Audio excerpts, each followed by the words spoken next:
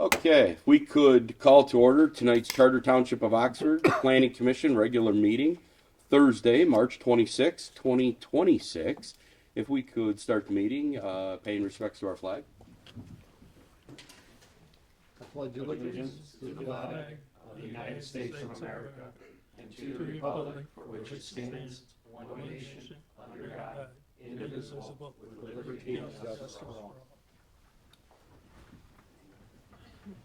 Thank you very much. Moving on to number 3, noting of the roll. Noted there is a quorum. All right. Moving on to number 4, approval of tonight's agenda. Move to approve the agenda. I'll second. Okay, we have a motion, we have a second. Any discussion? Seeing none, all in favor? Aye. Any opposed? All right, that motion carries. Number 5, conflict of interest, ex parte contact. I do have a conflict. Okay. I don't know if we want to, it's pertaining Part C. So I don't know if I need to explain it now or No, we can wait until. wait till C. Wait Okay. till. Just know that, just so the chair knows to Okay. address it at the beginning of C. Thank you. Beginning of C. Okay. Anything else? Seeing none, we will move on to number 6, approval of minutes. Planning Commission regular meeting, March 12th, 2026. Move to approval of the minutes. Planning Commission regular meeting, March 12th, 2026. Second. I have a motion, we have a second. Any discussion? Seeing none, all in favor? Aye. Any opposed? That carries as well. 7, public comment on items not scheduled on this agenda. This is an opportunity for the public to address anything not on our agenda tonight. Seeing none, we will move on to number 8, commissioners' comments. Anything that needs to be brought up, discussed? Seeing none, we will move on to 9, unfinished business. We have none. 10, new business. Item A, the applicant is requesting an amended final site plan approval to split a parent parcel of 5.93 gross acres, zoned SF1, into 2 lots. The parent parcel is located at the western side of Shepherds and Lakespur Lanes. Parcel number 00436201001. The way this will work is we will start with a presentation by the petitioner. We'll have a public hearing, public testimony. We'll close that hearing and move on to township staff. You don't have to have, We don't- there's no public hearing. Oh, nice. We don't have to go through all this nonsense then. Within the minutes. Okay. Added an agenda item. Are we ready for you, sir? Good evening, Mateo Paslacqua, Carlisle Workman Associates. I'm joined tonight by my colleague Benny Bono, which you've met before. One of these nights I'll have him talking in front of you, but tonight there just wasn't enough time for prep, so he's just gonna be here and look pretty. And then another guest that we have this evening is building official Tim London. I just want to be able to publicly take this minute to say that working with Tim is a great joy. He's a great partner with us. He's a good building official, so just wanted to take that opportunity to acknowledge him. First order of new business this evening is the applicant is requesting a lot split approval for the parent parcel located in an SF1 zoning district at the western end of Shepherds and Larkspur Lane. So this is part of the North Oakland Woods condominium development. Typically, lot splits are handled administratively by the township, but because this is a condominium development and technically one large parcel with subunits within it, it's considered amended site plan, which means it comes to the planning commission. So with that in mind, we have a process in which we review these under both your township ordinance and the state requirements. And so per that review, the proposed lot split, the lot in whole currently hosts a single family home and 3 accessory structures, one of which being a barn. The parent parcel is 5.9 gross acres, 5.5 net acres, and contains a portion of the Grand Pane Lake to the west.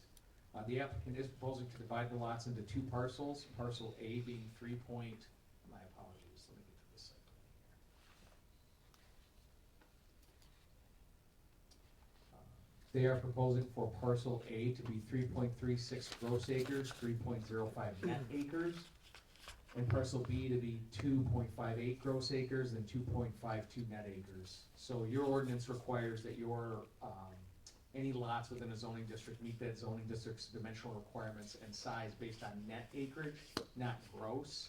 The way that you calculate net acreage is exclusive of any right-of-way or utility easements.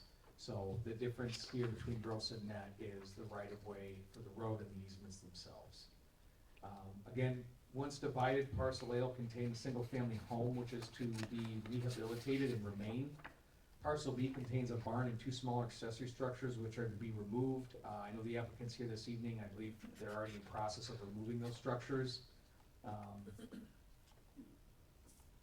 We cannot, nor can you, approve a lot split that creates a nonconformity. So if these lots were split with just accessory structures, that would be in violation of your ordinance, because your ordinance states that in a residential district, one principal single-family home must be on the property prior to any accessory structures.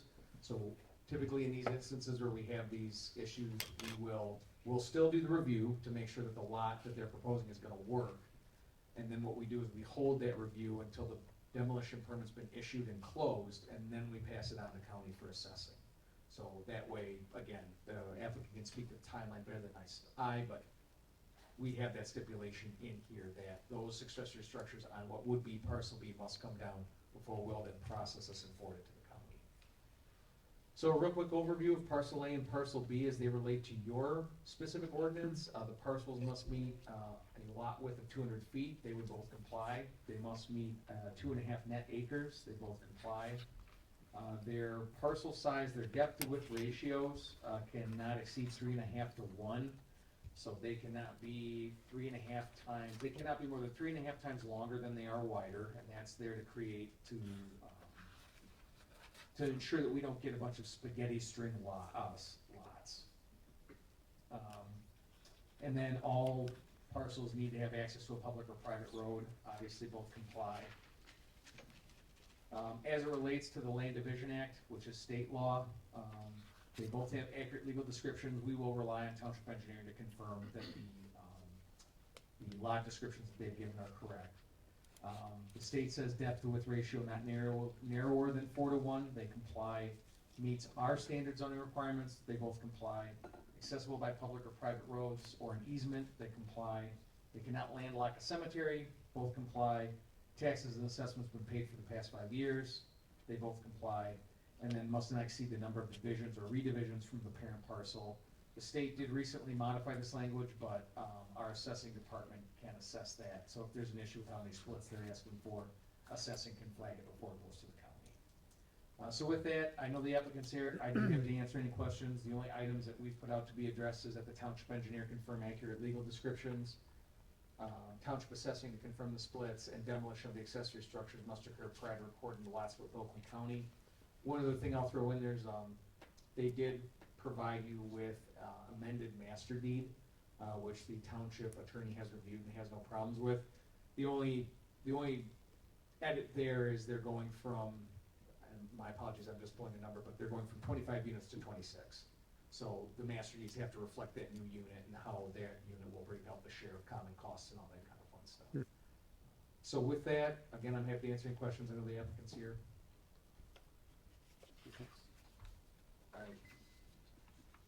Go ahead. Have the demolition permits been submitted or created? My understanding is all the demolition permits are in, and I believe they are in the process right now of actually tearing the structures down, but I'll let the applicant Okay. speak to that timeline. Any questions for Mateo? I do, Go ahead. Mr. Chair. All the other lots, the 25 current, are they all about the same size? SF1 zone? In that development, they all meet the SF1 standard, but I think there's a relative variation between the lots. just because that's a larger sub. SF1, I think it's 2.5 acre minimums, but they can be up to 3, 4, or 5. Okay.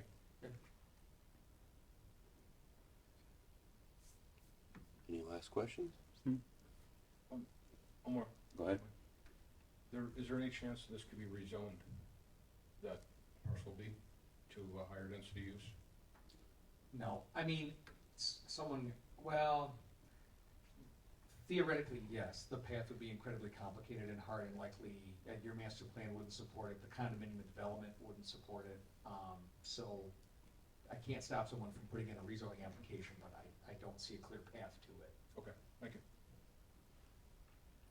How many other lots do you see potentially wanting to do this if, say, this was to go through? Is this something we're gonna be opening a can of worms, or is this just a one-off thing?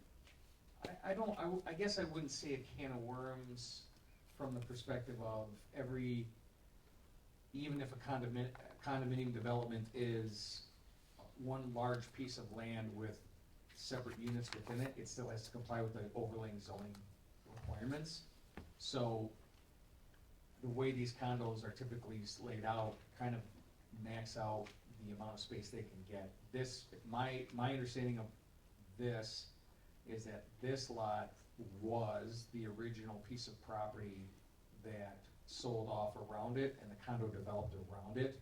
And now this original home and piece of property has come available, and both the developer and the condo association, I believe, have an interest in, assimilating it into the development itself and being able to get an extra unit out of it. But no, Okay. Opening up a can of worms, your zoning is what protects you there as far as, someone coming in saying, I wanna turn this 1 acre into 4 lots. Well, if it's zoned SF1 or R3, that's not gonna happen. Okay. Okay, thank you. Any last questions? Okay. Okay, any questions for the applicant? Okay, I do. I'd like him to follow up on the demolition permits. okay. All right, we'll take a minute and hear from the applicant. Yep.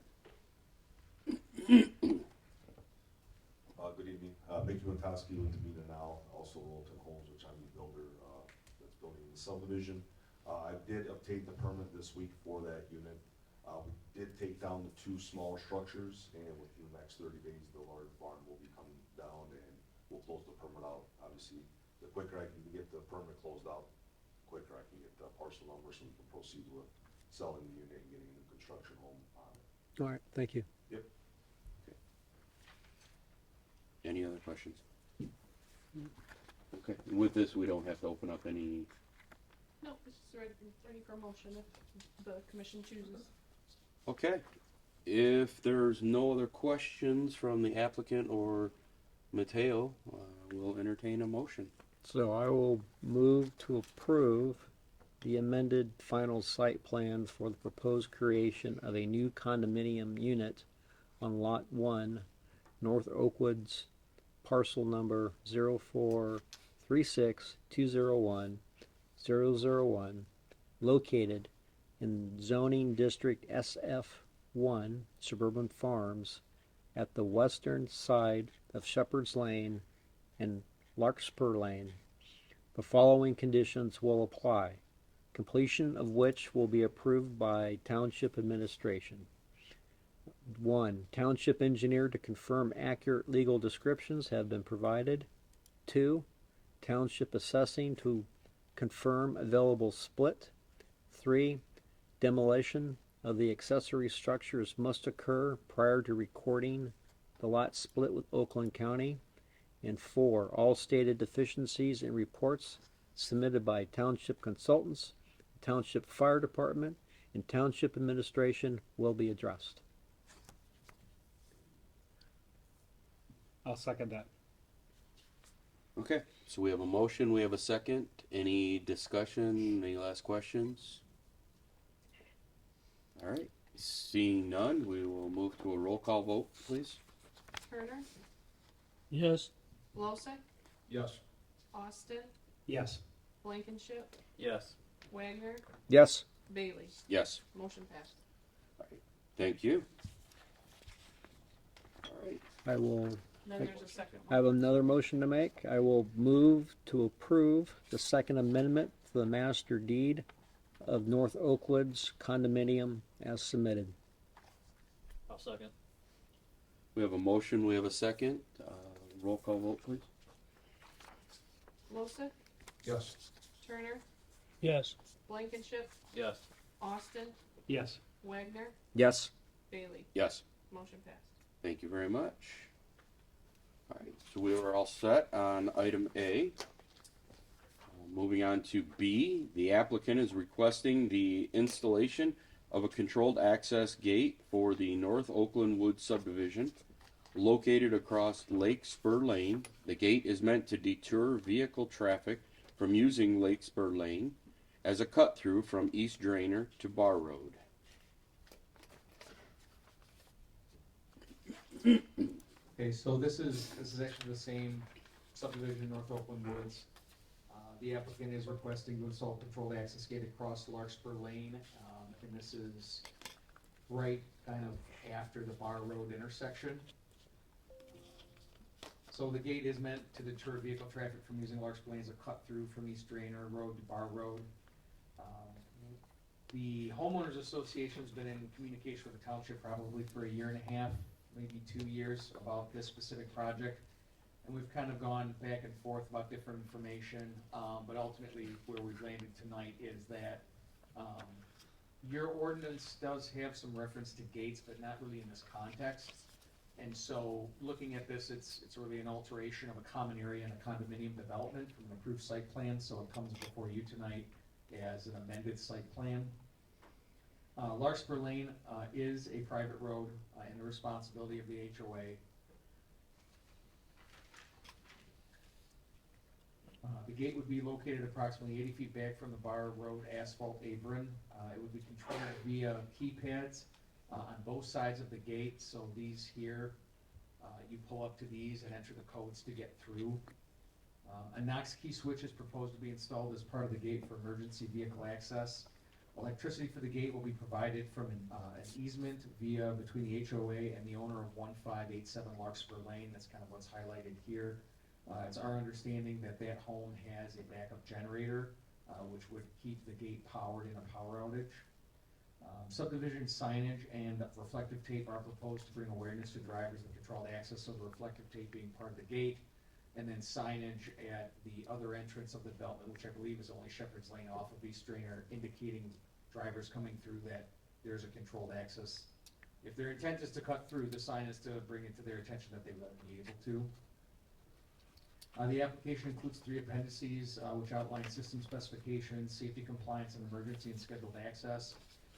So as it relates to trash collection, school buses, obviously, homeowners would be issued a code. The gate can be programmed to be open during certain times and stay open, again, for specific routes like school and trash, or if there's construction taking place in the development. The fire department has supplied a review citing conceptual approval for the gate at its location, but is requesting modifications for full approval. I do know the HOA has been in contact with the fire department and has reviewed their concerns. Maybe can speak to them this evening as to what modifications those might be, but in essence, we've structured this in front of you as it's a modification to a common element of an approved site plan. But even if you choose to approve this tonight, we've recommended the condition that they obviously would need to get the full approval from the fire department. So if they do walk out of Township Hall this evening with approval, it's not a shovel in the ground tomorrow, it's they need to supply the fire department with the modifications that they're requesting, and then we can administratively review and approve that, and then they can construct the gate. If approved, the maintenance, operations, and insurance of the equipment will be the sole responsibility of the HOA. They did provide a sample maintenance agreement in the packet. However, we will requesting that one of the conditions be that they provide the township a copy of that once it's executed with all of the members of the HOA. So with that, the items to be addressed would be that once the final location is determined, that a survey be provided to the building department confirming its exact location. Relatively certain this is the area it will stay in. We just didn't want to go through the process of the expense of the survey where the fire department modifications might require a move a foot in one direction, and then we're kind of back to the starting line. Another item to be addressed will be copies of the executed maintenance agreement will be provided to the building department prior to permitting and installation. So again, kind of the trigger there is if we don't have approval from fire department, they don't get permits. And then the applicant also receive full approval from the fire township department regarding the design specifications of controlled access. With that, I'd be happy to answer your questions. I know representatives from the HOA are here this evening as well. I have several. So do I. Go ahead. Well, the biggest thing is I'm gonna use this as an example. We have a gate at Oxford Lakes and Lakeville Road that has been subject to have it so the traffic doesn't cut through. Now the gate is not working. They don't use it, and it's more of an eyesore. Is this something that's going to be, if it's used, are they going to fix it, and are they going to use it 100%, or if it breaks and it costs too much money, are they just going to leave it like that? Because obviously that would be an eyesore for the community, just like Oxford Lakes. So I'd like to know that. Also, has there been traffic studies? Has there been any dangerous people driving through at high speeds that warrants this? That would be another question. And then also too, with UPS, Amazon, post office, and everything like that, that's going to slow them down in their business. So is that going to be something that they can streamline that so they can get in and out quicker? That'd be another question. And then also too, my biggest thing is safety. Is this gate gonna have stuff where if a kid is going in and out of it, is the kid gonna get crushed, or are there gonna be sensors, that kind of stuff? So the more of the specs of the gate, because I've known those old farm gates that they use and they put on the chain. Sometimes they don't have sensors, or the sensors are clogged and they still end up shutting. So we don't want that to be an issue too. Yeah, so I'll speak to what I can, and I'll leave the rest to the applicant. We have not been provided with any specific traffic studies or data. We have been in communication with the HOA about their concerns, what they've witnessed. And then as far as sensors are concerned, I do believe that there are sensors as part of the specifications that were part of the specifications they provided did have some level of safety sensors to catch, I do believe, individuals walking through the gate or objects at, kind of like with a garage door. As it's closing to pick something up, it backs it open. Those are the ones I can speak to. The rest I'll leave to the applicant.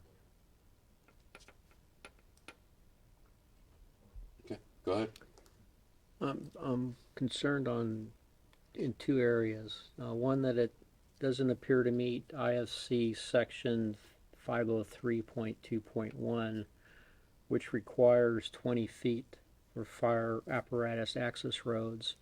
And I'm also concerned that it doesn't meet, because it acts as a dead end, it does not meet 503.2.4 with the turning radius requirements, which would allow traffic to come in and turn around and get out. That turning radius, there's an inside radius of 25 feet and an outside radius requirement of 50 feet. So it would be interesting how that would be addressed, those two points.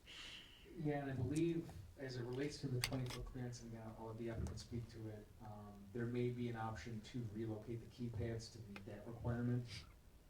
The turning radius is something where that has been discussed as far as if folks choose not to pay attention to a sign, who could imagine, what are they doing when they get to the gate and it's closed? How are they turning around? Where's that available? Well, you're following maps or whatever, and it leads you to a spot and you get stuck and you gotta be able to get out. And there is a requirement, an IFC requirement, for a particular turning radius. Well, and again, like I said, that's part of what could be a conditional approval is, IFC requires the fire department stamp. Again, from a design perspective. No, IFC does not require the fire department stamp. It requires a certain opening requirement. So fire department, it's my understanding they can't override what the IFC, what the law states, right?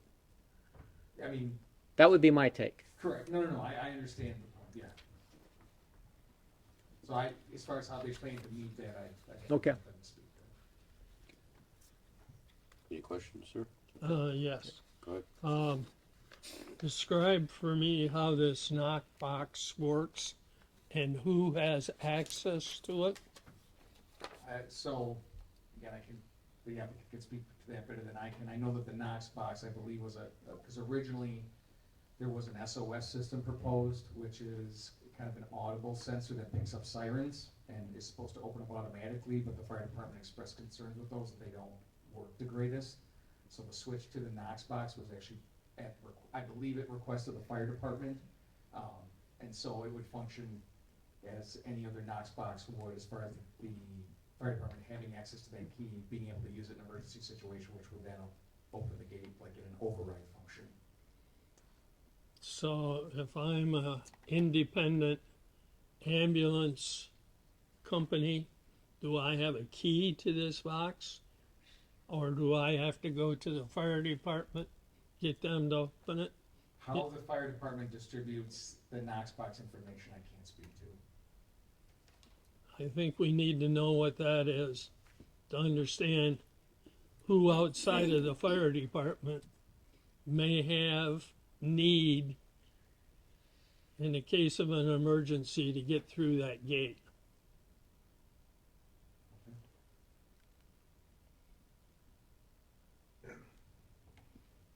Okay, I think that's, the other thing, will the township require any kind of a bond or any funding that way?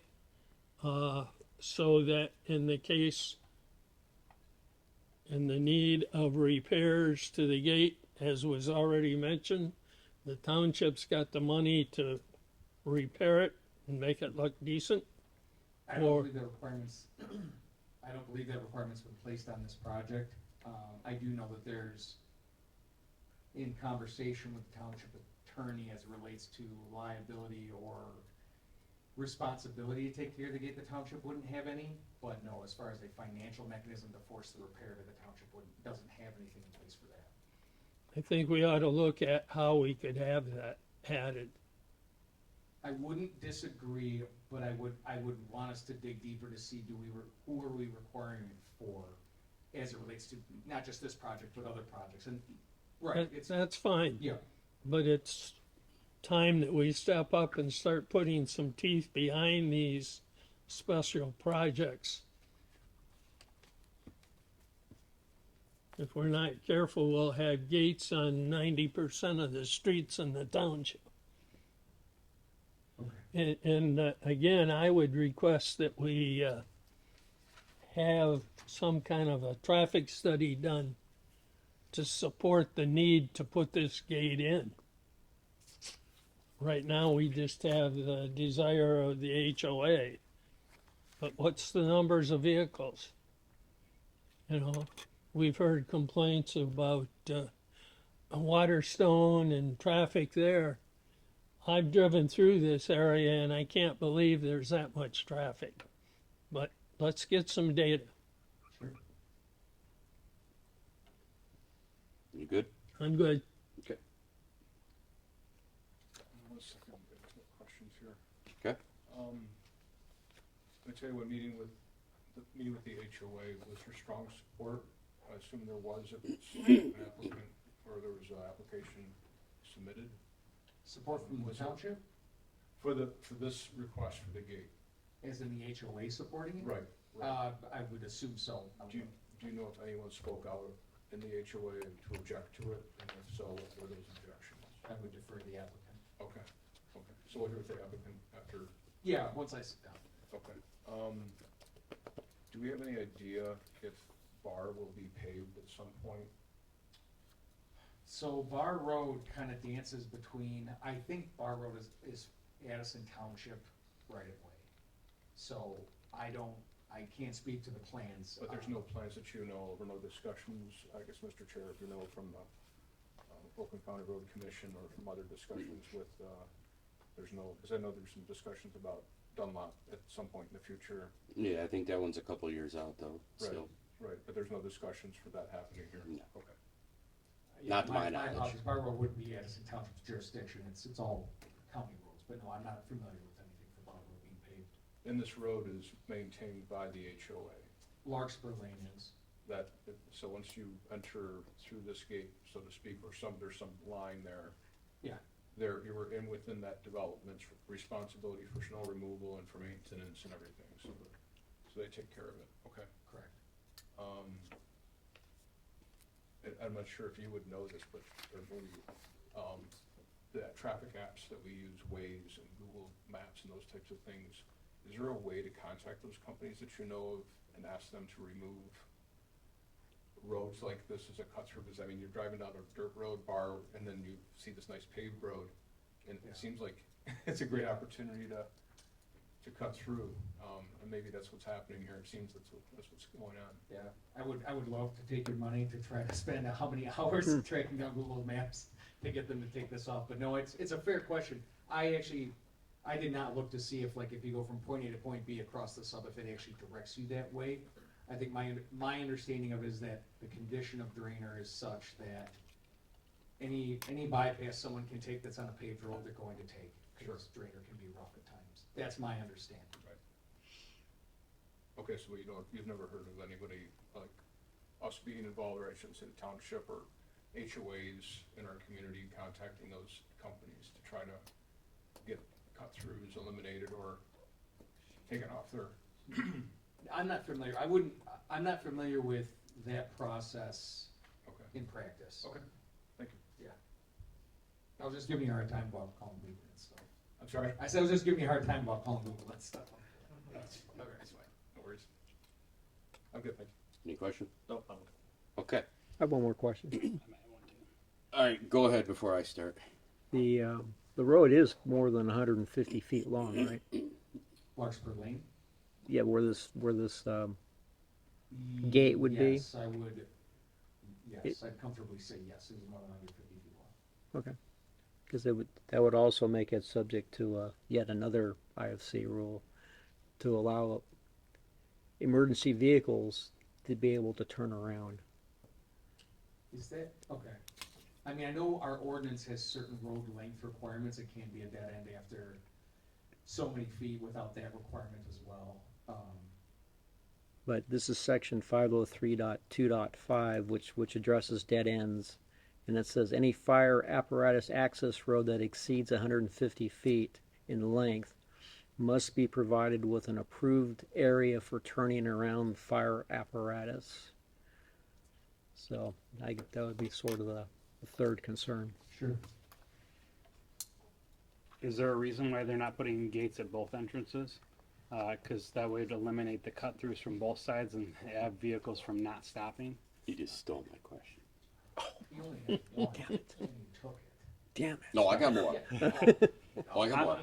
Or can- That's not been discussed, but that would be, again, a fair question. Or is that something that we could, if this does come to tuition or thing, making them put two gates in, just so it would eliminate having the back up and back? Because I can see that person on the first driveway getting very upset with people getting stuck and then having to go back around and backing in the driveway, going on the grass. Then that person's now upset with everything. So, I mean, we still got to look out for our neighbors too. Yeah, I think to answer the question you may have been asking, or may not have been asking, but still a good point is, something like that could not be part of a conditional approval. We would want them to resubmit with that fully hashed out. Anything else? Nope. Okay. You can have I can cross this one out.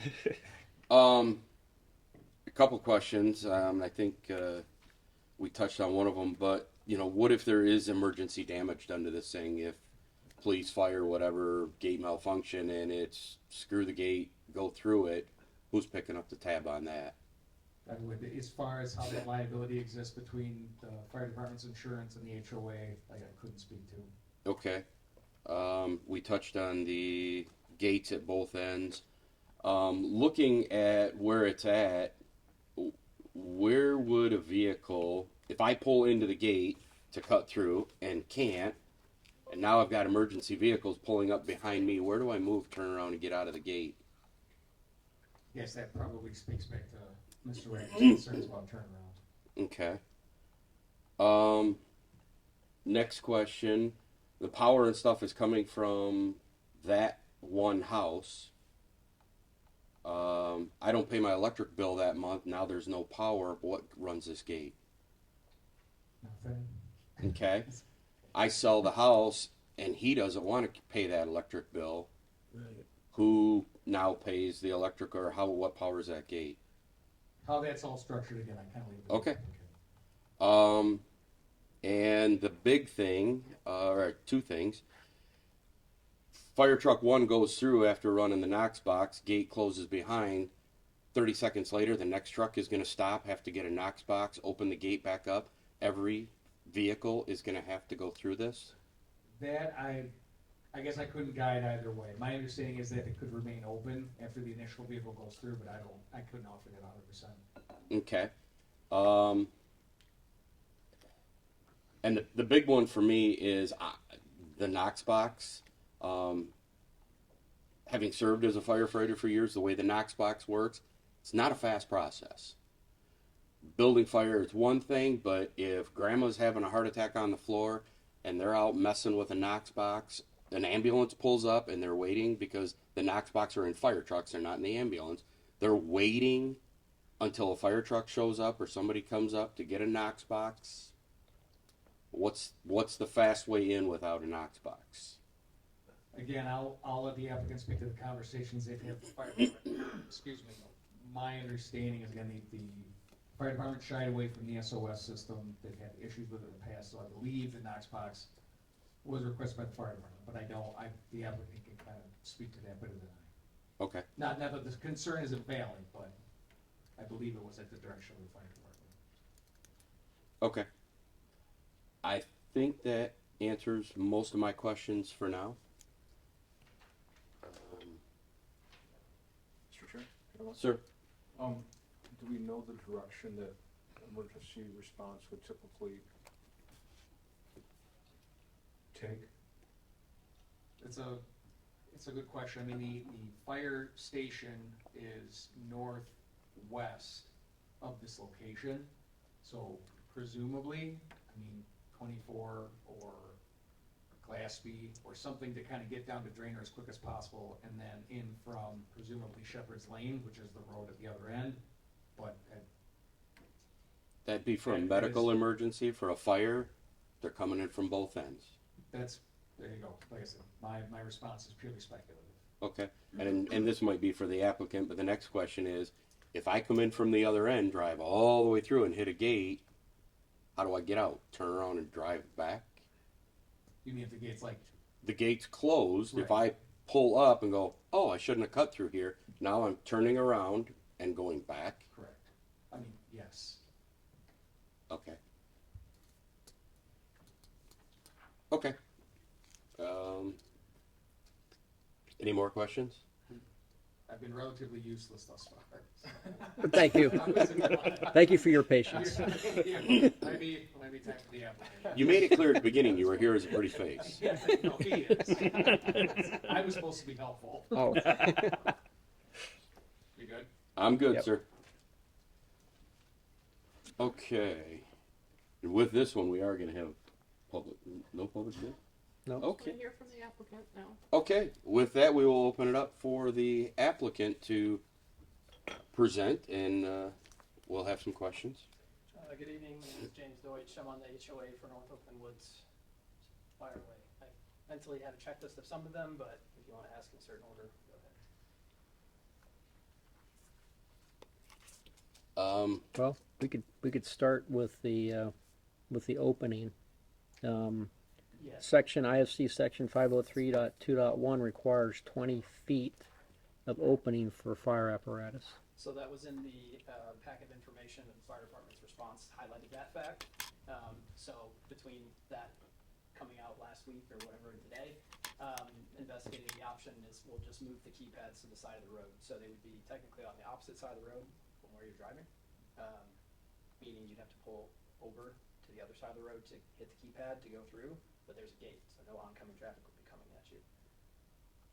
So when you hit the keypad, do both gates open or just one? They would both open, so originally, as shown in this drawing, originally the keypads were going to be on islands and the gates would only open one side at a time. Right, right.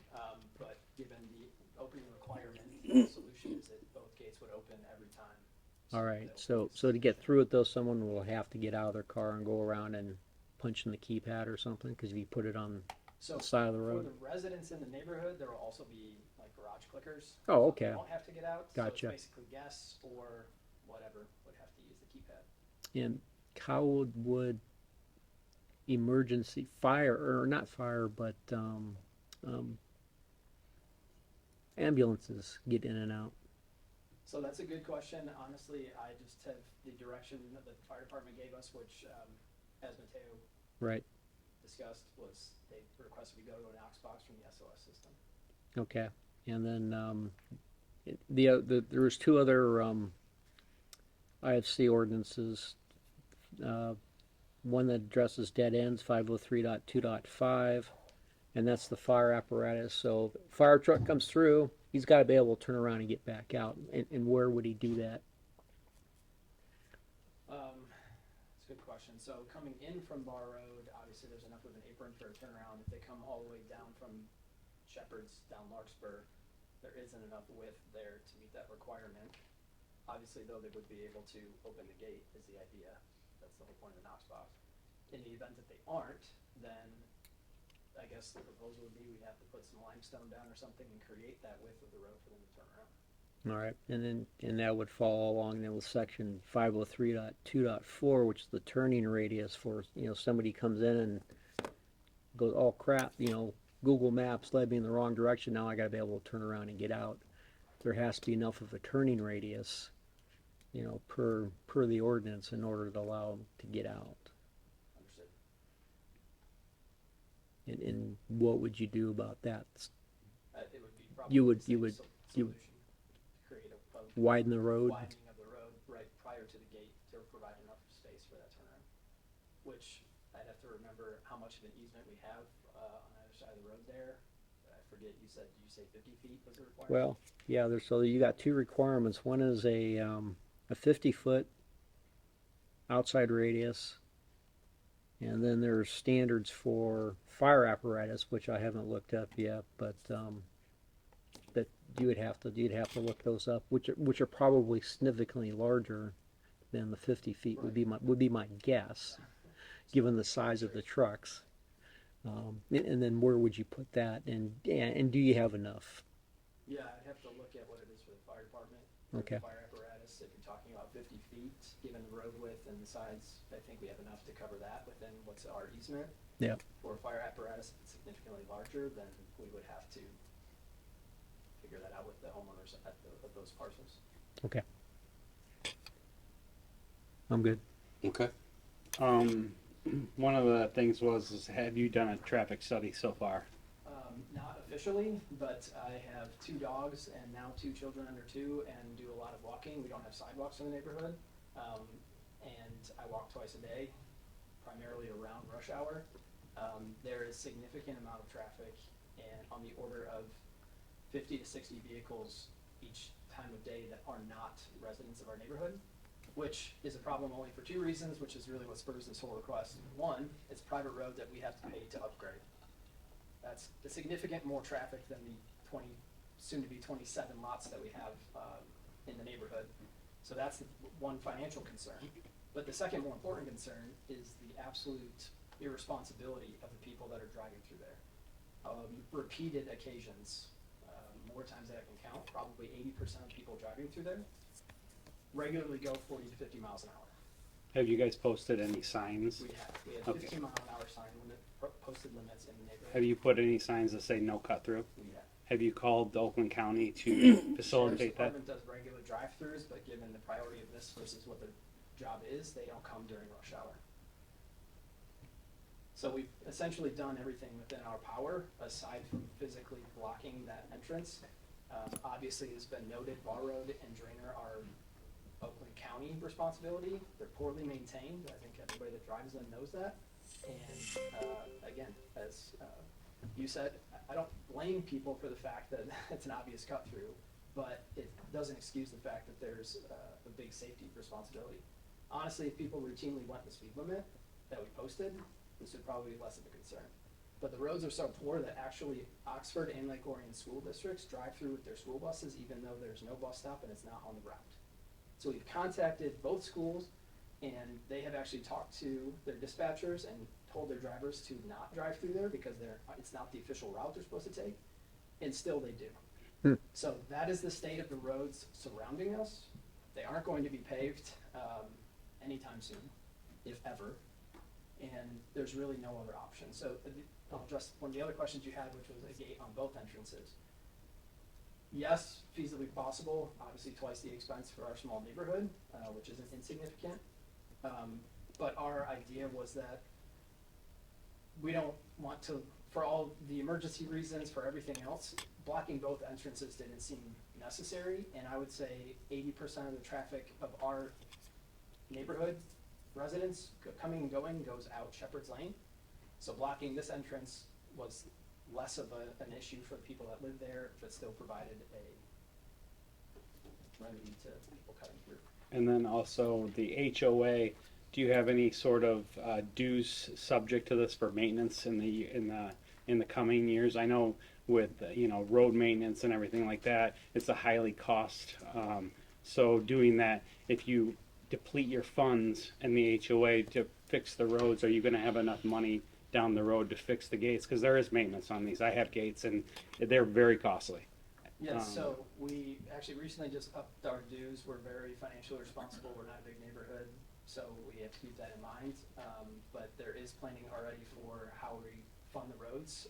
One of our residents actually used to work for a road commission, so we have good insight into the longevity and what we should expect. So we've been planning for that. We'll do a special assessment to pay for the actual gate itself. And as far as the maintenance and your concern about it being dilapidated and not getting fixed, that's where the maintenance and liability agreement comes in that we would sign and notarize and hand over to the township, that we are fully responsible to maintain and responsible for all those aspects. Mateo, Yeah. is that something we can hold and stand by if they have that document and signed? Is that something we can hold? From an enforcement perspective? Yeah. No, no. I mean, we would have it on record to say that you've agreed to do this, you're not doing it, and if there may be a code enforcement route Okay. to take, but it doesn't fulfill like the bond thing that, Mr. Wagner was talking about. Okay. I think that's all I have right now for you. Thank you. Yes, of course. Any questions, sir? Well, how was it determined that a gate should be put up to begin with? And how many of your condominium residents are in favor of this? 100% of them. 100% of them. So in our annual meetings, the past two, this has been an ongoing discussion for over 2 years now. We've brought this up, and as our neighborhood is not completed construction, there's still a couple houses being built. Everybody that's lived there and then new residents the following year have all agreed that this is important. Basically, anybody that has been there long enough to see cars going through have agreed that this is required from their perspective. In terms of why a gate, again, we've really tried every other means to resolve this issue, primarily because the gate's expensive, it's expensive to maintain. We're trying to avoid that, but we have not found another feasible option other than begging the county to pave the roads. So, and that's millions and millions of dollars versus tens of thousands. Okay. I have one more quick question. Okay, go ahead. What is the width of that road, by the way?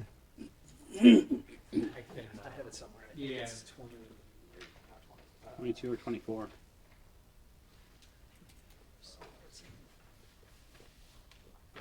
Or is it in the site plan from the previous one? Take a look at my site plan, it might be on there. Let's see. It's a 32 feet. 32, okay, thank Pretty you. big. That's pretty good. Yeah. That's big size. There's no curbs, so again, from the turnaround perspective, yes, I understand it, and putting some limestone or something, but there's no curbs that you're trying to jump or hop. It's So, for what it's worth, I did just look up the requirements for for fire department type vehicles, and turnarounds are number one. You can have either 120, what's called a 120-foot hammerhead.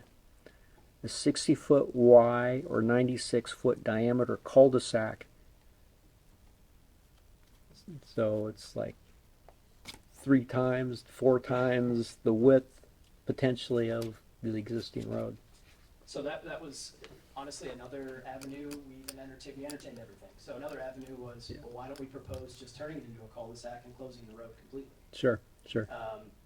We assumed that would be a larger objection from this committee here, and also from emergency services to not have entirely lose that access versus lose it with having a gate that they can open. Okay, thank you. That's it. Have you considered speed bumps? We have, but the fire department and all the other services are not in favor of that, Okay. nor are we. They're annoying and also require maintenance. Okay. I'll reserve comment on that. Thank you. Go ahead. How many of the 25 lots, future 26 are built on? So it'll be 27 total if that split. Oh, 27. Once that split goes through. The one joint lot that isn't going to be built on, or at least has no foreseeable plans to be built on, based on the owners that have it. So it should be 26 of the 27 lots. I'm sorry, Or how many are 26 of the currently 27 built on lots the will be park? built on total at the end. Currently, we have, 22 that are built, 22 that are built, and a couple that will be done in the next 12 months. Okay, so you're almost built out. Yes. Okay. And, safety came up before, and can you mentioned there's 100% of support within the community for the gate. Have there been have you had safety issues beyond what you've observed where you've had to call, say, the authorities to have something addressed, or it sounds like you may have contacted for some monitoring during busy hours, but they're busy? Is that what you said earlier? Yeah, so monitoring based on speeding, so from again, safety perspective, there's no sidewalks, walking on the side of the road. Generally, it's one of these, hey, slow down. On multiple occasions, I kid you not, people either accelerate even faster, Oh, jeez. do not move over, or move closer to me. So those are instances that we brought up with the sheriff's department to say, what can we do about this? They offered we can do more routine drive-throughs, but again, I work from home, I see when they come, it's like 10 a.m. Again, I don't fault them, it's not a priority. So that, aside from that, and this I guess would support the 2-gate solution, we've had people come in and tear up a bunch of lawns. We've had younger high school age kids doing donuts in the middle of the intersection of Shepherd's Lane and Larkspur. So pretty much everything you can think of has happened in this little stretch of road. You've had no, say, medical emergencies or Thankfully, formal... no, but it's a matter of time. Right, I'm not just asking a question, that's all. Yeah. Let's see. That's it for now, thank you. Okay. Kind of going back to a couple of my questions earlier, that power is tied to that one house. What if something happens, they don't have power, don't pay their bill, whatever, and now there's no electricity to the gate? Sure, so that's, one of the factors was again, the fact that that house has a natural gas generator, so that alleviates some of the concern from a power outage perspective. If they do not pay their electrical bill, well, that's an interesting scenario, but if that were to happen, there's also, comes back to the spec of the gate. There are gates that are purely solar. We didn't want to do that, doesn't get enough sun there. There's gates that have a battery backup system that holds power so that it can operate under a power outage situation. So if that is a primary concern, then that's something that can be spec'd in. So it runs off of power naturally, but basically has a power storage to run X number of cycles without power until it resumes. Okay. And when that homeowner sells and the next person says, I'm not paying high electricity on That's a gate. what I was trying to look for, and I don't think I have it written in front of me. So the agreement that we have with that homeowner, I'd have to go back and look at it, but I'm assuming it's tied just to them individually, Mhm. not the property. So that would be an issue that we would have to address, obviously, at the time of the sale and with the new owner. If it were to come that they do not want to pay that, I mean, personally, or what our plan is that we are going to give a reduced rate on the dues for that homeowner for paying for that electricity throughout the year, right? So we will essentially compensate them back for that.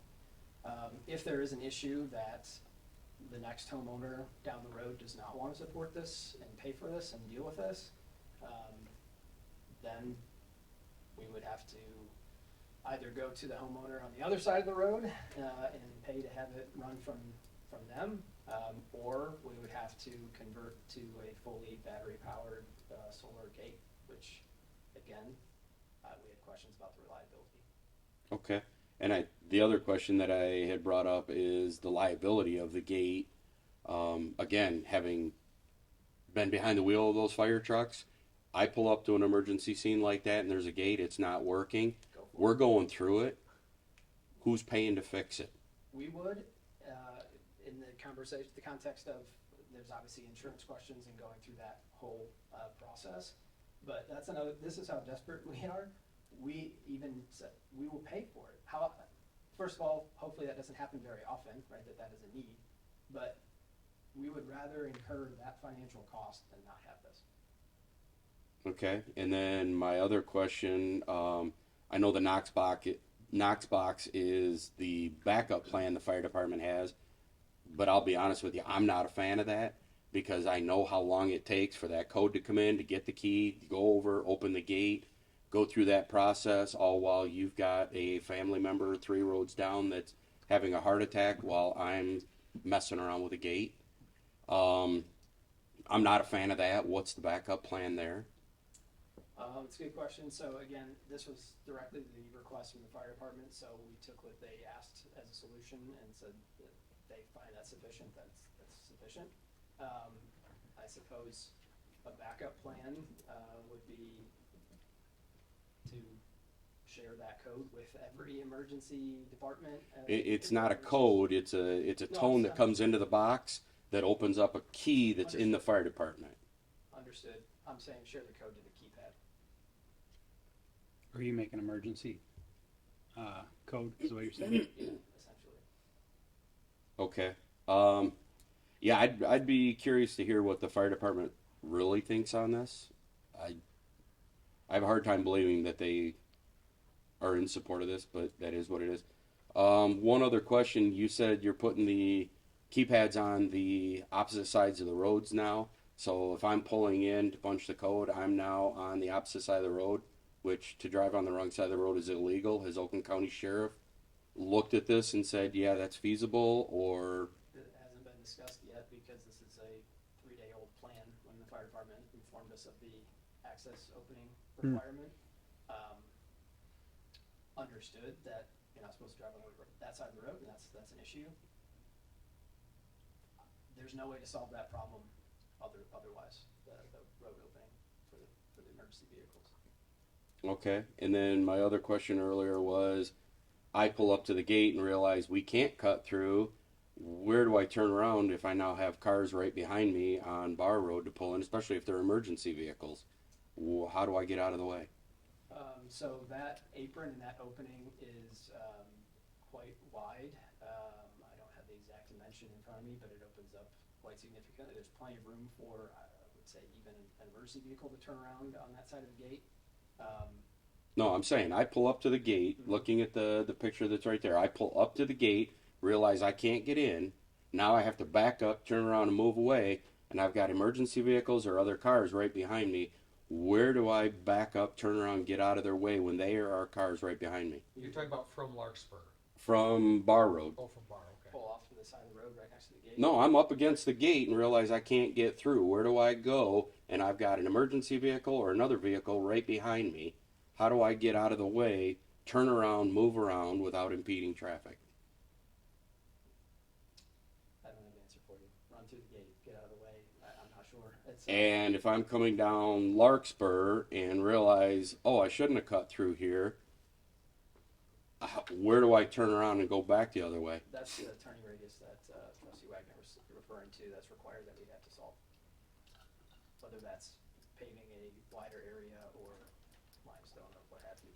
Another option that we had talked about, previously, talking to the fire department about a year and a half ago, was essentially putting, this is also something that exists elsewhere, an emergency access road that's essentially, again, limestone next to the gate that they can go around at all times.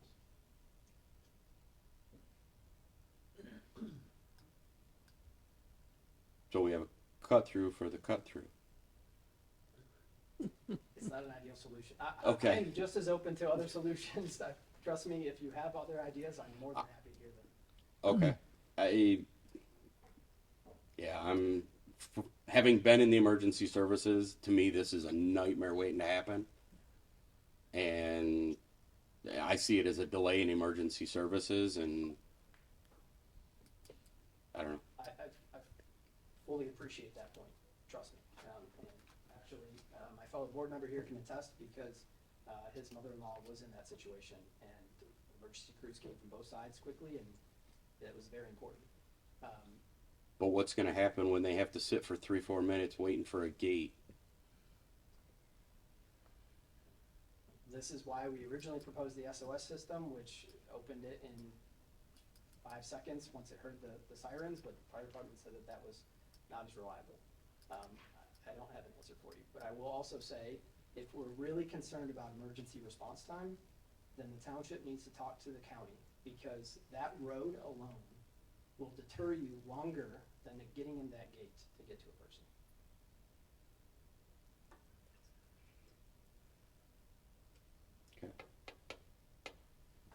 Any last, go ahead. Is there a breakaway feature on this gate? Or it could just be pushed, forced? I would have to review the spec again. Okay. It's a good question. Okay. Any last questions? Yes. So you- Mr. Oh, go ahead.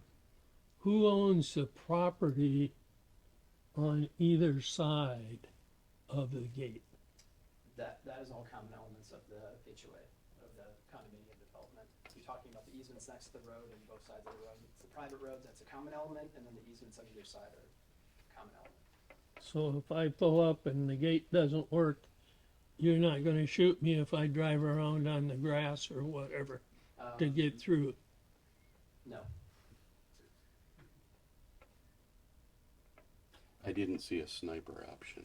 Yikes. That was extra. No, but I got a log and chain in my truck. Feature. Okay. Anything else? No, I think that's it.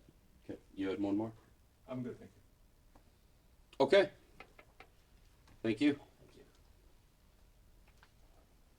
you. With that, we will entertain a motion.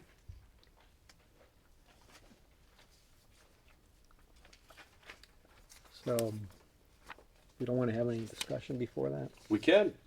I wouldn't mind, Mr. Chair, We, Sure. discussion. Absolutely. Go ahead. So this reminds me of the development recently that we approved to the north. It's the peninsulas, I believe, where we have a gate at one end for fire access and then off of Drainer. That- That's by the scout camp there.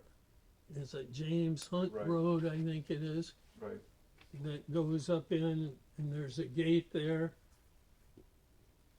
But there's also, and then that gate opens to go into the subdivision that's being built now. right. That one I So think is there's just an one- emergency I access. guess my point is there's one access off of Gillespie, and then I believe there's one off of Drainer in close proximity to one another. Right? Correct. So then emergency vehicles then have to drive all the way to the back. And this arrangement reminds me of that. Well, I think those gates are manual gates just with a breakaway, so there wouldn't be any delay or any. That's why I was wondering Yeah. if this arrangement they're proposing could be a breakaway feature for emergency vehicles where they just pull up and I don't know if the vehicle, if they would even do that, you would know more Yeah. than I, if they would actually just bump into it and let it fly open or how that would work, but then maybe it would spring back at the vehicle, I don't know, but Yeah. it just reminded me of that arrangement, and we approved an arrangement like that for that development. And once everybody figures In out that's recent- the feature, then what stops everybody from doing that? Well, it's a deterrent, right? You know, At the that point, development, it's the HOA, looks like they have consensus amongst them to try to improve the safety of their community. Mhm. And if they're in agreement, which seems pretty rare actually, to get 100% alignment. I think maybe a traffic study would be in order before approval. The reason why I say that is because it's more of an emotional thing now, with people walking and stuff like that. If we give a traffic study, then we can have a little bit more data. And then I believe we should probably maybe have Oakland County sit there a little bit more too, because this is something that is dangerous. So I agree with him. If I was walking and I had my kids maybe driving their bikes and people were doing that and they were speeding up, I'd have an issue too. So I agree with them that something needs to be done, but I just don't know what, and to be honest with you, I don't want another Oxford Lakes where you just see a dilapidated entranceway that's not worked ever, because they literally quoted, it's too much money to fix. And that's a very, great point. They are very expensive to replace, thousands. So in the maintenance on a yearly basis, there's only 27 homes. So, I mean, it's a burden to 27 homes. If, let's say, we have 5 or 6 people that don't agree with it later on down the road because they buy a house, now they still have to pay for that, and they're going to get assessed every single time the gate breaks. So that's another issue. It is a new road now, so I do understand the issues with cutting through and the maintenance and the costs that it will, occur for that, because it is very expensive when you have constant traffic going through there. But it is only 27 homes, so you're only driving possibly 100 cars through there a day if you live there. But if there's maybe 600 or 700 going on in a daily basis, that's an issue. That's a real issue. But if there's only 20 or 30 cars coming through there a day, or maybe 40, that traffic study would amount for that. And I think that that's something that we need to do diligence, because if somebody does coming to this board and says, we want a gate after this, and we keep on approving these, we're going to have gates all over Oxford, and then that's going to be a real issue for concerns of people having heart attacks or something like that. So, and I don't agree with the speed bumps, because I put them in, and they're a pain in the butt, because what happens is the plows hit them, they're constant maintenance, and I would rather have somebody driving fast with an ambulance than creeping up to those things and stopping every 20, 30, 40 yards to have a new bump and a new bump. And just be honest, if the person's in the back, that could cause more damage.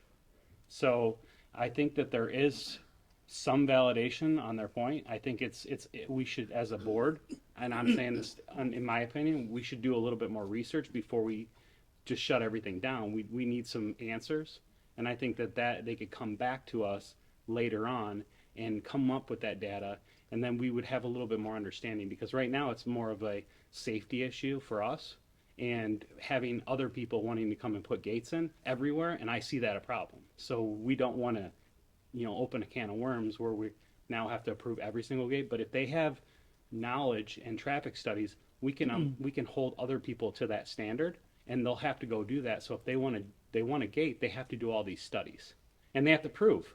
So like, it can't be just a subdivision that's a dead end that you want to put a gate in because you don't want people going through, or instance like Waterstone, you can't put a gate there because it's a township road. So this is a private road, so we'd have to have some sort of stipulations on that. So I think personally, this is my opinion, now you guys can take it how you want, but I think that they should go back to the drawing board and get a little bit more data, maybe a traffic study, have those strips go across the road. They know how many times they're leaving as residents. If there's 27 homes, they can't be going through the sub more than 4 times a day, each person. So then that's 100 times. If we're getting studies of 600-700 cars a day, or let's say 5,000 a week, that's a problem.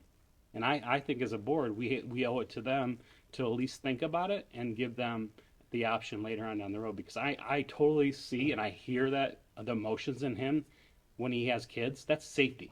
We have to think of his kids too, not just if somebody has a heart attack. So I think that's a big thing that we should, that's my opinion. So take it how you want. I guess I have a few concerns. maybe we could even start with the keypad being put on the side of the incoming traffic. That's something needs to be looked at, if that's even a viable option or not. It sounds hazardous to me, but the other thing I'm concerned about is that maybe more planning does need to be done on this with respect to the roads.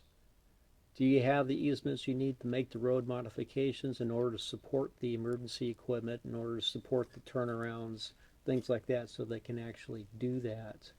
So I think more work needs to be done to this before we can approve it. I think at this point, is my opinion. I agree with that. I think there's more work that needs to be done on the gate design and where the controls are for the gate. Maybe something different for a power study. So I'm not ready to approve it yet, and I have been out there. I have driven the area, so I have a visual sight of what's going on. Okay. You guys have anything else? I don't think I have anything that hasn't been said. Okay. So, Mr. Chair, just to talk openly, I'm not proposing or making a motion for a vote, but if we did do that, would an appropriate motion be to postpone this so that more data could be gathered and address some of the fire marshal things? I think from a procedural standpoint, you have too many concerns with this design as presented. So if you were to deny this, it wouldn't stop them from bringing a new application.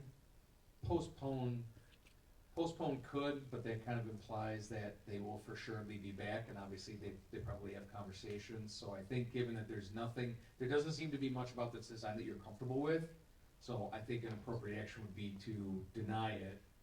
There'll be minutes, there'll be videos for them to take record of what your concerns are, and they can bring back a different. All right, so denying this won't hurt the applicant down the road to bring forth a modified They'll be able to design. bring back a new application. Okay. I got one question. If we deny it, do they have to wait a grace period to come back? That's the only concern I have too. No, that's a fair question. And is there a separate cost to reapply? Yeah, because I don't want to. Because we could also make a motion to table it. May I? But I'm sorry. Yeah. If you postpone it, you have to give it a definite date. Right. That we are going to reconsider this on this date, which may not give them enough time Yeah. to decide what they wanna do. Okay. If you table it, it's laying on the table for whenever you decide to pick it back up again, Okay. which then would require a motion for you to take it off the table. So, But a denial is, this is not approved, they can come back with something else. As far as the timeline associated with bringing something back, I think if it's a new application, the only time in which I recall we are asked to highlight the last time an application was submitted is for rezonings, not for site plan. Okay. Because, yeah, I agree. I'd like to see specifically the fire department 100% on board with everything. I agree the safety thing is a concern, but at the same time, I also don't want to open up a can of worms and have every association of Waterstone all of a sudden want to gate off everything, Sure. because it's going to happen. What did this cost the applicant to apply?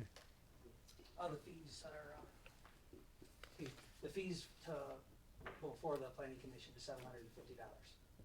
And if it was denied today. They'd have to pay they another would have to $750. reapply, Pay another fee. So we and should come pro- back with a different. table it. right, I so would- that's what I'm saying, if you are We'd trying probably to table avoid it. Table it that, would be- Save that money. Yeah, why not? Right. you might wanna table it. Yeah. That just means if they're not ready next month, it can just sit there on the table until they are ready. It's Yeah. just when it comes to that agenda item, you will have to make a motion to take it off the table. Okay. Yeah, Okay. that makes sense. Yeah. So, Saves them money and gets Yep. all right, so with things that, moving.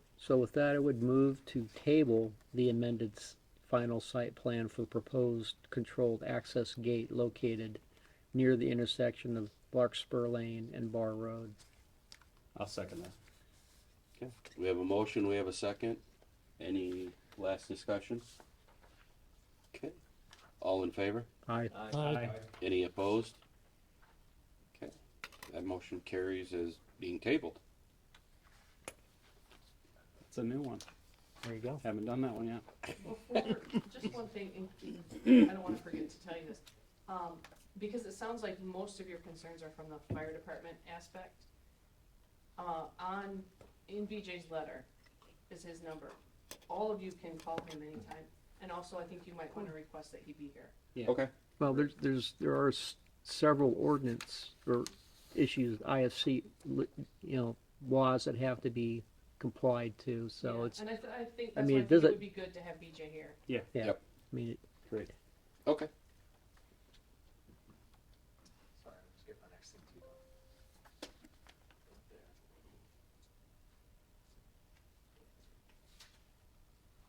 Okay, yeah, so this is the next one. Okay, moving on to C.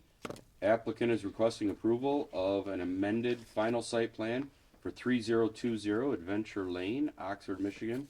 Parcel number 0404376006. Would like to ask to request to be allowed to abstain from discussion, deliberation, and action on this matter because of perceived and or actual financial interest. okay, I will move to allow Commissioner Austin to abstain from discussion, deliberation, and action on this item because of a perceived and or factual financial interest. I'll second. Okay, we have a motion, we have a second. Any discussion? I think I have to be, You vote on this. You vote on You that. vote on this one first. okay. On You're this allowed to motion.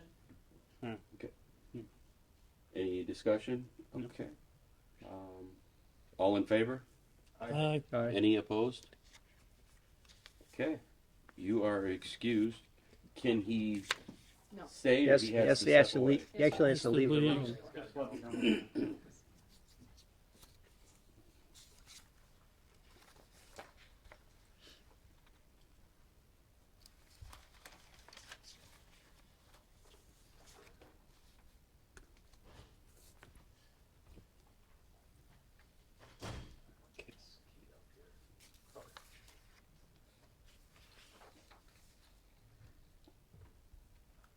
You good, Corey? You're good, sir.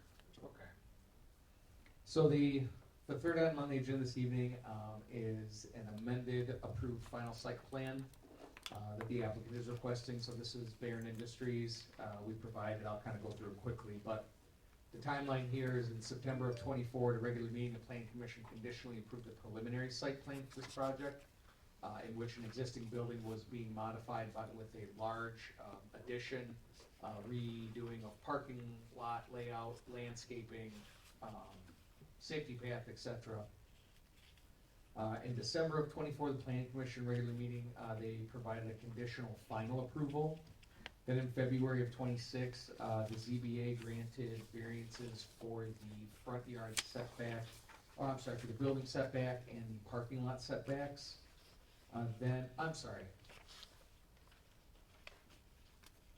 My apologies, ZBA was in 2025. In February of '26, the applicant has submitted an amended site plan. So they had preliminary approval, they had final approval, they had ZBA approval, but they're coming back to you to amend the final site plan that was approved in 2024.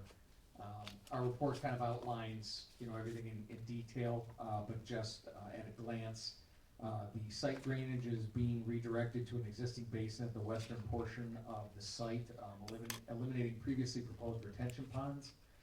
The concrete safety path along Oakwood Road has been removed. This requires a recommendation from the Planning Commission. There's a reduction in the overall site landscaping, modified waivers and new waivers from the Planning Commission will be required. There's a reduction of one parking space to accommodate a new transformer. And there's the relocation of the septic field off to the eastern side of the site, which will require the removal of some mature trees. That move was a result of the Oakland County Health Department placement. My apology, movement of where they were proposing their original septic field. So no structural changes are proposed to the building. The previously approved on-site detention ponds have been eliminated. As mentioned, all site storm water will be redirected to an existing pond located west of Adventure Lane. The existing basins will be regraded, and the new outlet system will be installed to connect the drainage area to the other side of Adventure Lane. They have received approval. The stormwater management has been reviewed by Township Engineering and has approved it as designed in this amended site plan. The proposed 8-foot wide concrete safety path located along Oakwood Road has been removed. The applicant, so we can kind of see here in our report, we tried to compare the final that you approved and the amended that they're proposing. So this is Oakwood, this was the safety path that was part of that site plan. This is the amended path that they're proposing. They did go to the safety path committee to request a payment in lieu of option, so to pay into the fund as opposed to constructing the path. The safety path did recommend the payment in lieu. So then the process is now the planning commission either makes a recommendation to approve or deny the payment in lieu option, and the board ultimately decides. If the safety path is allowed to be removed from the site, we do cite that there are some mature pines along that Oakwood frontage that would remain in place if the safety path is not installed.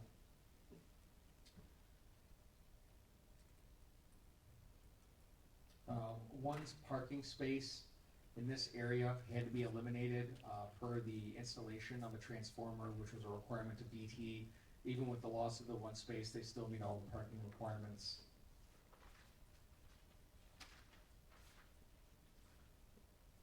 No changes have been proposed to the underwater storage tank. That was per the fire department. That was their requirement since the site is unwell. The underwater storage tank remains the same. As we had mentioned, they did receive final engineering approval from the township for the amended site plan. However, if the planning commission provides some level of conditional approval this evening, those drawings would need to be resubmitted to engineering again, just to make sure with whatever landscaping modifications may be approved tonight, that it doesn't affect drainage and things of that nature. So they will have to go back to engineering for that approval if the planning commission approves or modifies the waivers. To kind of get into, this is the parking space that they lost. And again, that's per a transformer requirement from the utility. So as it relates to landscaping, as we had mentioned, the applicant was granted multiple waivers at the September 26, 2024 Planning Commission meeting. The Planning Commission granted landscaping waivers for buffer requirements on the west, east, and south portions of the site.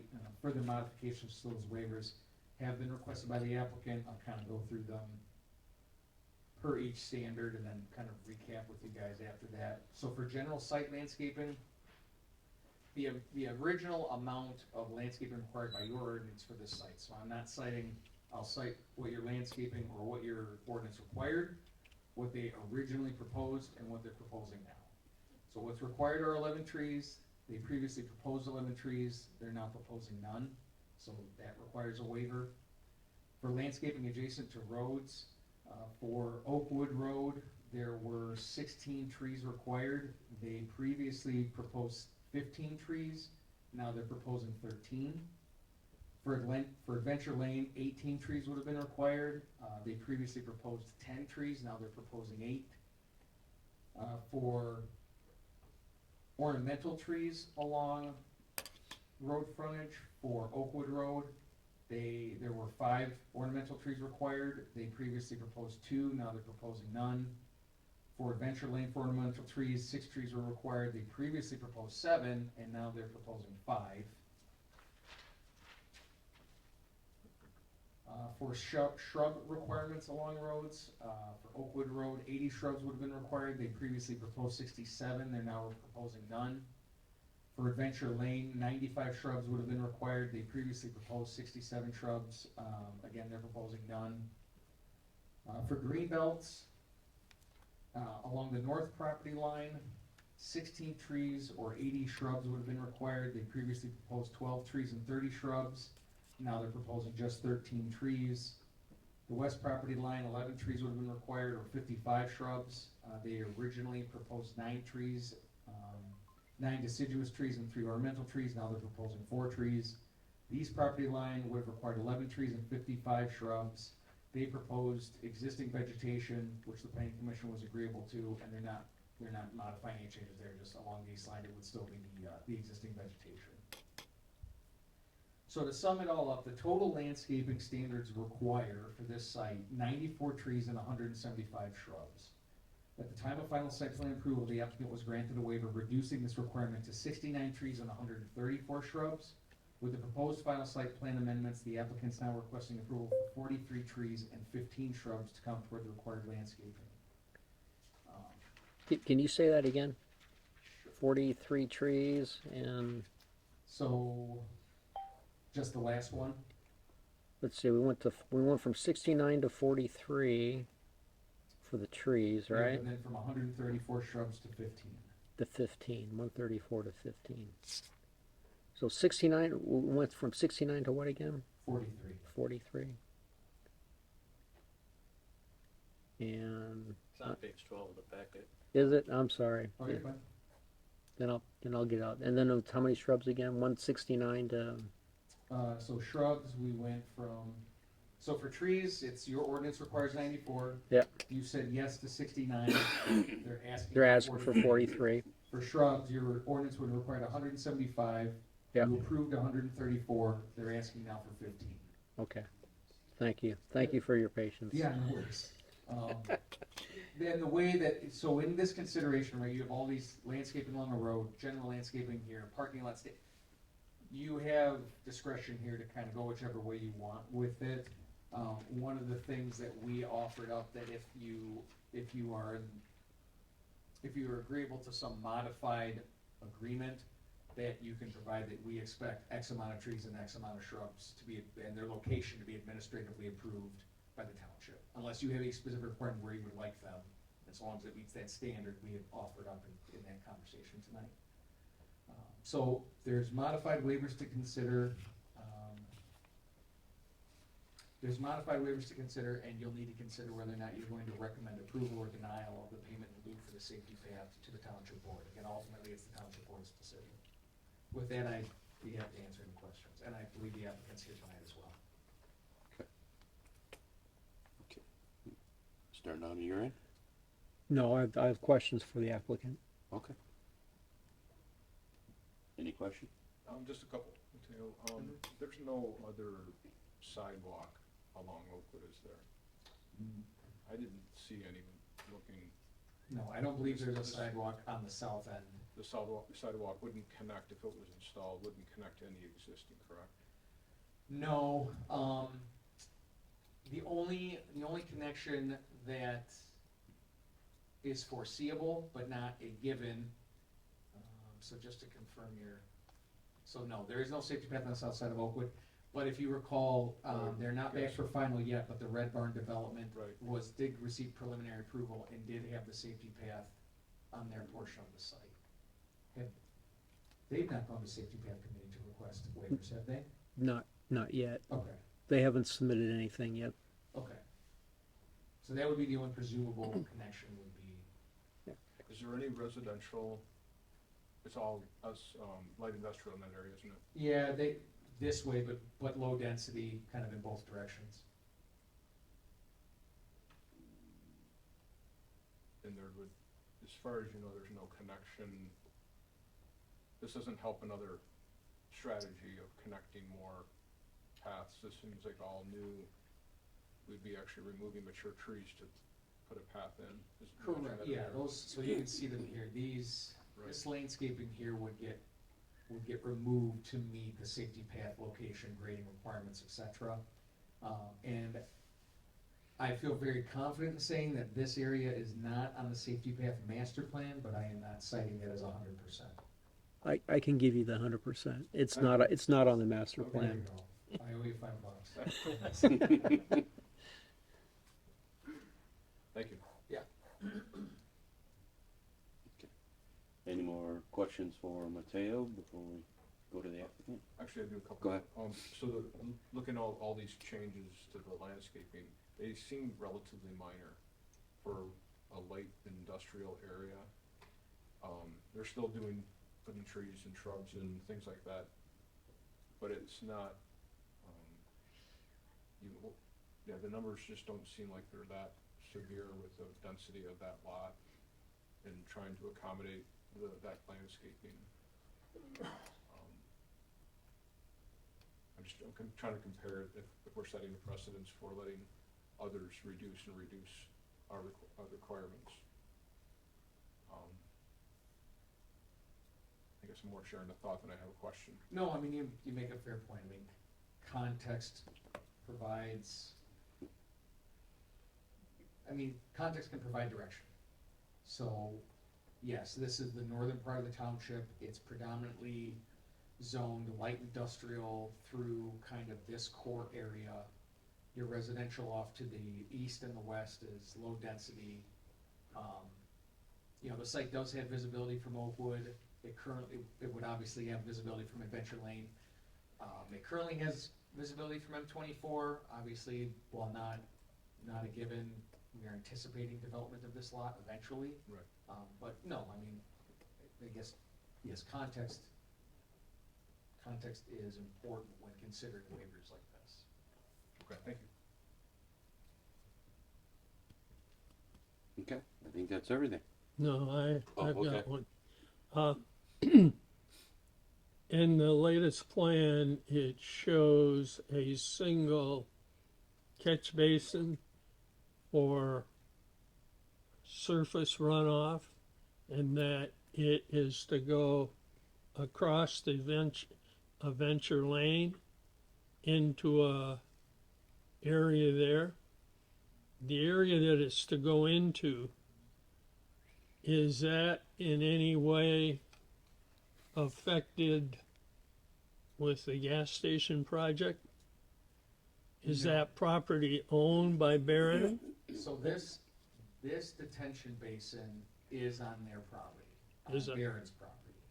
And I know, my recollection of Red Barn is they had their own detention, that there's currently not a plan to share. Okay, For what it's worth, the alterations that they've made for stormwater have been approved by engineering.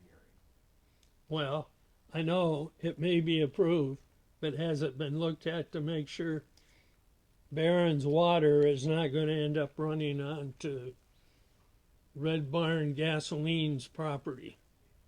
I would, if Jim's approved it, then I'd be confident to say that, no, it's not gonna run onto their property. Put that in writing, we're all set. Well, I think Jim did when he approved the engineering plan, stormwater engineering plans. I get your point, but yes, Okay. engineering has looked at it. I mean, I've been through this personally where commercial property decided that their runoff ought to be in my backyard. Sure.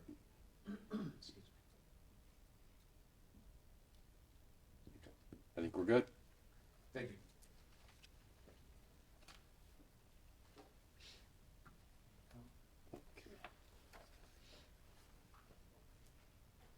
I'm Greg Barron, Vice President of Barron Industries, representative here, so any questions I'd be glad to answer. Yeah, so my questions are pretty simple. So you were approved for a reduction to 69 trees, now it's 43. Why the reduction in trees? So by removing the safety path, we get to keep the trees that are already there, mature trees along Oakwood, and there's like 5 large pines and then 5 or 10 cedars in a line there. So we figured that was kind of a win-win. We just keep what was there, it's mature. Yeah. And then we wouldn't have to replace, tear it out and replace it, so. And, Well, you're talking about going, reducing the required number of trees by, 26? So are you saving 26 trees We're by, saving roughly half. We're saving about 15 trees along Oakwood right there. so you're saving, Because we're not tearing them down to put the path in. and okay, replacing so the you're right- saving 15? Yes. Okay. Yes. And the other one is why the the massive shrub reduction as well. We did have a bunch of shrubs that we did take out because we pulled that pond that was down, just north of Oakwood, between the parking lot and Oakwood. Mhm. We had a big detention basin in there, so we were gonna plant, like water tolerant plants and stuff in there. Now that we've redirected everything to the existing detention basin across the street, we really didn't have to put, say, that many bushes in there because of that hill that's there. At first, we were cutting that hill down, there's a berm that those trees sit on to put the path in there. So now that we're not cutting it down, we kinda got a berm with trees on it, so you're not really gonna see bushes between us and the parking lot. We kinda kept that berm up higher. If that makes sense. So I understand your logic, but there's still an ordinance requirement for a certain number of bushes on the property, and you're asking to go from a reduction down. You were given a reduction down to 134. Now you're asking basically to go to a handful. It's because you're really not going to see them anymore because of the path not being installed, right? So you're not really going to see them from Oakwood. The only place you'd see them is if we pulled in our parking lot, right? So it wouldn't be a really decorative or seeable from Oakwood as you're driving by. So there's no place on the property then to make them. Yes, there could be, but Well, yeah, not you along feel, Oakwood, right? yeah, and there's like 300 plantings or something. That were in that for- detention basin that were up front, right? Yeah, Yeah. I mean, well, in the whole scheme, which it was, I mean, you're talking about context, when you look around, it's like, it's gonna look good. You'll have lawn and you'll have good visual impact. It will be aesthetically pleasing like our other property. Yeah. Lexus Drive, we take pride in our property and we want it to look good for ourselves and for our customers and for the community, so, it'll look good, but just to hit a number and put plants around, to just hit a number didn't make sense when we changed the plan. Like I said, there's a lot of them you would see, you don't have as many detention basins that you We need. were hiding kind of the Decorate. detention basins Yeah. with them. Now that we basically pulled all the small detention basins out, we really didn't Right. need to hide them anymore. Right? Okay. More lawn. Yeah. Gotcha. Are you gonna hide the retention basin that's There across is some the trees, and we adventure are lane? putting a little bit more around there, right? We are putting more, yeah. For context too, there's gonna be a 17,800 square foot building going on that property, so there's not a lot of room to put more plantings out there either as well. So, I mean, we are taking a huge chunk of land to put a building up. Okay, I'm good. Good. Any questions? Thank you. Okay. All right. I think we're good. Thank you. Thank you. This doesn't require it. Okay. Any discussion and questions, concerns? Yeah, I guess I'm concerned about I'm not sure about the shrubs, but certainly the net loss of trees. That they're asking for yet another further reduction in trees. Just because they're looking for it appears just because they're saving some trees because of the safety path. But the number of trees they're saving for the safety path is less than the reduction they're asking for. So that's that would be one of my concerns. And and I understand the building takes up a big chunk of the land, so maybe sticking shrubs around there may be difficult. I'm not sure if there's an aesthetic value to that or not, but it is still a huge reduction when they did ask for a reduction, and now they're going basically down to nothing. Because there's 26 trees This is requested. well, it But was we're saving 6. 15. They're saving 15, so they're asking to basically go from 69 to 58. So they're looking for a reduction of 11 additional trees from the reduction that they already received. So I have a comment. So essentially, from what I can tell, this is an ordinance that, we put in place for we bring buildings that are newly bought up to the ordinance code when they make a modification, right? And I don't know if, sometimes context applies, so I don't know if necessarily adding all of this greenery in an industrial district is really applicable here to the level that, was originally asked for. Agree with your point that the waivers did bring them down, but I just wanted to kind of make that comment and publicly understood, you know what I mean? Like this is something that was asked of them because of the addition of the building and recently purchased and bringing things up to the standard, right? So just context, like we were talking earlier with Mateo, right? It kind of applies here, I think. So just something to throw out there.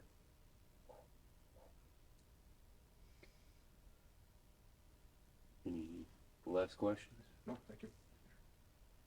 Well said. Okay, with that, I will entertain a motion.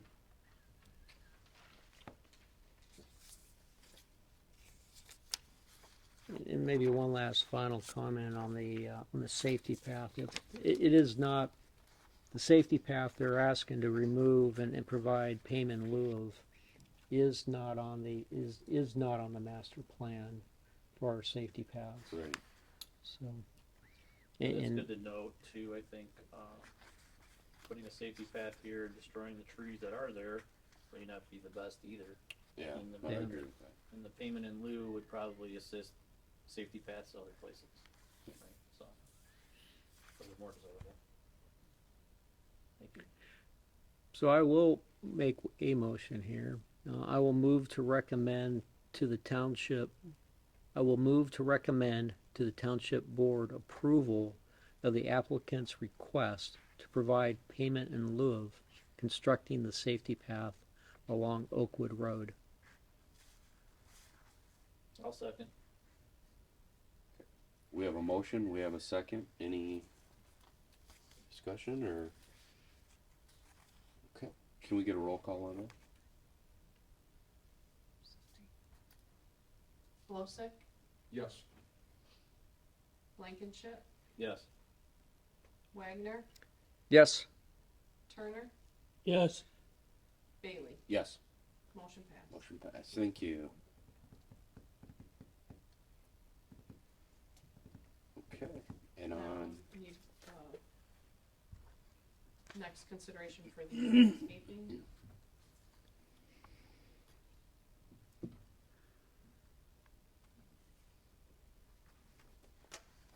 I'll let someone else do that one. well, if you want to modify the numbers, that's, I'll move to approve all the requested landscaping waivers.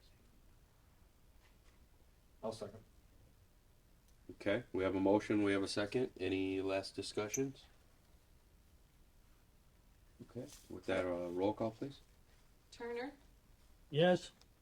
Losick, Yes. Blankenship, Yes. Wagner, No. Bailey. Yes. Motion passed. And then the third motion regarding the amended final site plan. So I will move to approve the amended final site plan for Barron Industries, 3020 Adventure Lane, parcel number 0404376006, with the following conditions. Completion of which will be approved by Township Administration. 1. Revised engineering plans will be required to be reviewed and approved administratively by the Township Engineer. And 2. All stated deficiencies in reports submitted by the Township Consultants, Township Fire Department, and Township Administration will be addressed. I'll second. We have a motion, we have a second. Any last discussions? With that, a roll call, please. Wagner, Yes? Blankenship, Yes. Losick, Yes. Turner, Yes. Bailey. Yes. Motion passed. Thank you. Okay. With that, we will move on to number 11. Communication Committee reports, Ordinance Review Committee. Mr. Chair, Sir, should we bring Mr. Austin back in for that? do we have to?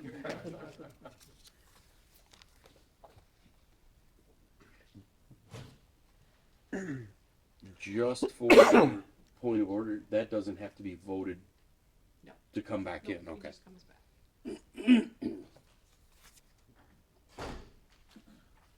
I'll just say you're welcome, Ryan. That's all I'll say. All right, Mark remembered, no one else did. all right, I'll provide context. I reminded the chair that you needed to come back for the next Okay, meeting. thanks. By the way, you got nominated for a few committees. Yeah. Oh, jeez. We're creating 4 new subcommittees, so you got Saturday mornings available. Oh, yeah. Perfect. Yeah, so, ORC will meet in a few weeks. We'll probably have some informal model ordinance language for you guys to review. I'll say no later than May, one of the May meetings, maybe a hair sooner. And then we'll also start to work on our next round work plan. So those are kind of the 2 big items coming up to you guys at, not the next meeting, but late April, early May, kind of a list of our work plan and, some model ordinance language for you to take a look at. Not a public hearing, but just kind of a unofficial review of some stuff we're working on. So it just flows into planning reports, right? Yes, sir. From a planning perspective, we're busy, but sustainable. I think from a calendar perspective, I don't foresee us having the first meeting in April. I think would be the 9th. Don't quote me yet, but we'll know next week. I would anticipate a meeting April 23rd, which would be the second meeting. But other than that, things have just been busy. So if you have any questions, I'd be happy to answer them. Perfect. Thank you. All right. With that, I guess we'll take a motion for adjournment. I'll motion. Second. All in favor? Aye. Any opposed? We are adjourned.